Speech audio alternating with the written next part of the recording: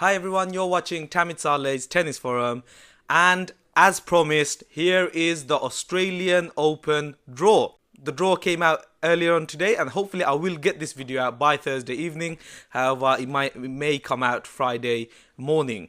The Australian Open draw is out. We have some very tasty ties. We are going to be looking at some of the potential matches for the big three, the quarterfinal potential lineup, and also some other matches to look out for. This is your place to be for the Australian Open and all of tennis really. If you haven't already, please do subscribe, as I do release weekly tennis videos. Before each Grand Slam, before each Masters 1000, I do a draw video analysing the draw. During the tournaments you get additional content, and of course as the results come in, you get the analysis from that. So yeah, please do subscribe for all of that. If you want to check out my last video, what was my last video about? Where I looked at the ATP rankings, how the ATP Cup affected the seedings. I'll be putting a link up here somewhere and also in the description below. But yes, I want to crack on with the draw, so without further ado, let's roll the intro.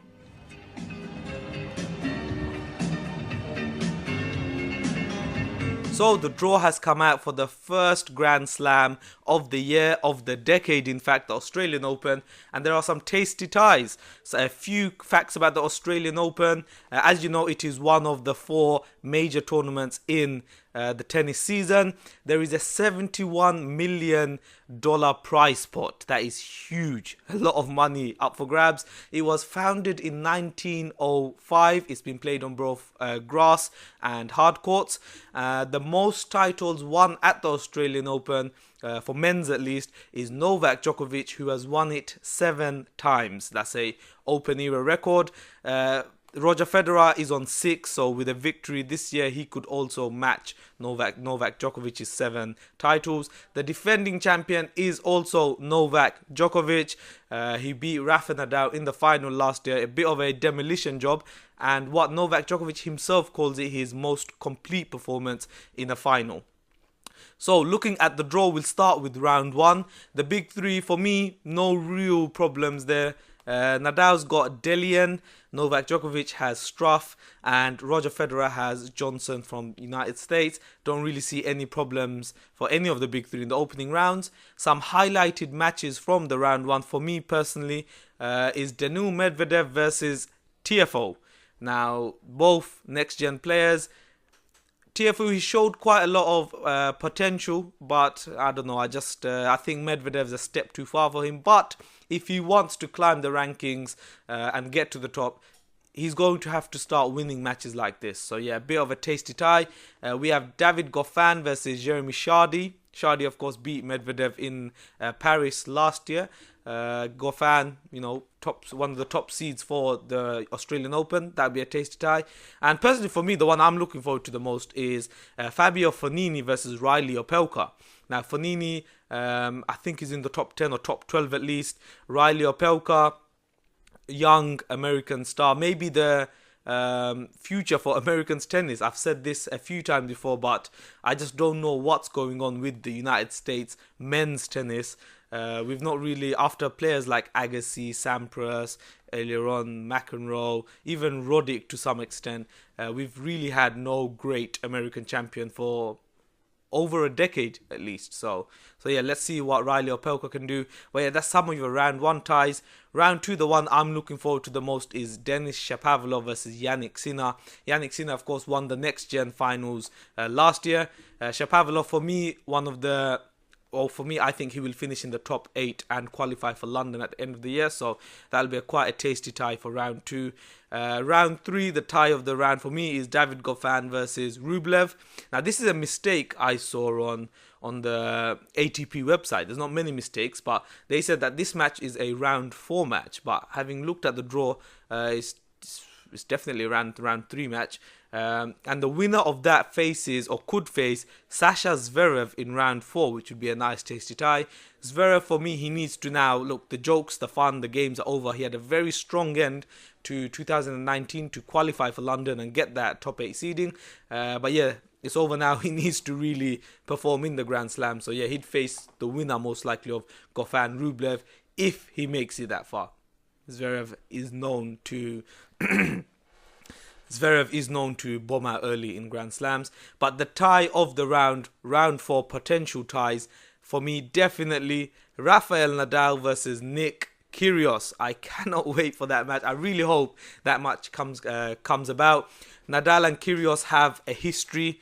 Kyrgios is not a big fan of Rafa, and lately with the ATP Cup as well, with the Davis Cup earlier, and his actions for the bushfires, Kyrgios seems to have become a bit of a fan favourite.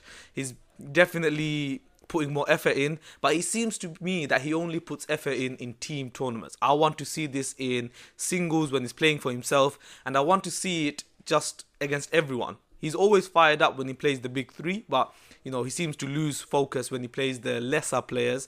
So I really want to see, and I think this match would be explosive, especially in Australia, where Kyrgios would have a lot of that home support. After what he's done for the bushfires, Rafa Nadal, wherever he goes, he'll have a big following. So I think that would be just, the atmosphere would be crazy. And another match to watch out for round 4 would be, that was a lot of fours, isn't it? Would be Daniil Medvedev versus Stan Wawrinka. That's a potential round 4 match. Very exciting to see if that goes. Now we get to the business end of the tournament. And if it all goes to seedings, now look, I'm almost sure it won't, but if it goes to seedings, this is your quarterfinal lineup. Rafa Nadal versus Dominic Thiem would be a fantastic match. Thiem had a very good London showing, and he's really improved on the hard courts, so that'd be a great match. Daniil Medvedev versus Sasha Zverev, big asterisk on Zverev there. And then in the bottom half, Berrettini versus Roger Federer. I would fully expect Roger to come through that. And then Stefanos Tsitsipas versus Novak Djokovic, probably the tie of the quarterfinal stage. That would be a great match. Many people are saying that Tsitsipas and Medvedev could be Novak's biggest threats. So yeah, Tsitsipas in the quarterfinal is no easy task for Novak. Tsitsipas also plays RBA the round before, so RBA could play Novak Djokovic as well, and he has wins against Novak. So that is your quarterfinal lineup. Looking into the semi-final, if all goes to seedings, Rafa Nadal versus Daniil Medvedev in the first semi-final. I don't need to give you guys an introduction into that. Medvedev has never beaten Rafa. They had that great 5-set US Open final. They also played in the Montreal final last year where Rafa demolished him. And then that match in London, a historic comeback for Rafa. Medvedev 5-1 up in the decider. And yeah, he had match point. And he could not close it out. So will that be playing on the back of Medvedev? He still is yet to score his first victory against Rafa Nadal. And then in the bottom half of the draw, we could have Roger Federer versus Novak Djokovic. One for the ages. They met 40 odd times. Novak Djokovic does lead the head-to-head. But their last meeting in London, Federer won straight sets. It was a really accomplished showing for Roger as well. And maybe a bit of a mental block off him, because he had not beaten Novak for 4 years before that match. So a bit of a, let's say, revenge for the Wimbledon final between the two last year. But yeah, that would be a very tasty tie. I wouldn't be surprised if Roger wins it, but yeah. And then in the final, anyone. So it could be Medvedev, Federer, Nadal, Djokovic, Nadal, Federer.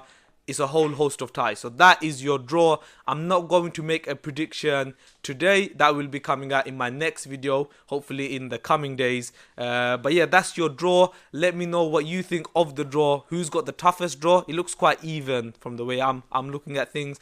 But yeah, who's got the toughest draw, and how do you see it panning through? Is there going to be a dark horse? I mean, we always have a dark horse, especially in Australia. It's been known to have its surprise finalists or semi-finalists. But yeah, who's the dark horse in this tournament, do you feel? I'm going to keep it nice and short and wrap it up there. I hope you enjoyed it. That was the draw video. You'll be seeing my face hopefully on YouTube a lot more through the coming weeks. I'll also be looking at the bushfires. I want to start something up, maybe like a fundraiser or something, so we'll be looking into that. But yeah, subscribe for future content. I hope you enjoyed this. Let's try get this to 50 thumbs up. As always, we've always succeeded in that, so I really appreciate it. And yeah, thank you very much.